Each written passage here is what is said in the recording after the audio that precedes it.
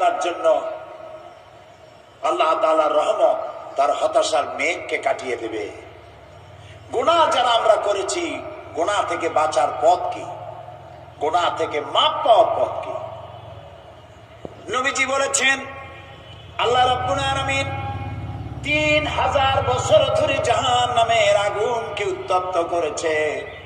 এই জাহান্নামের আগুন অন্ধকার অমাবস্যা রাতের মতো কালো হয়ে গেছে।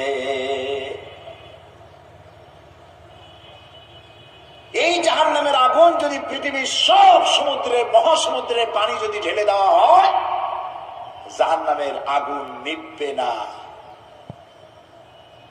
জাহান্নামের আগুন সমুদ্র মহাসমুদ্রের পানিতে আগুন নিভবে না, কিন্তু গুনাহগার বান্দার অনুশোচনা আর অনুতপ্ত আর অনুশোচনার 2 ফোঁটা চোখের পানি তার জন্য নির্ধারিত জাহান্নামের আগুন নিভে যেতে পারে।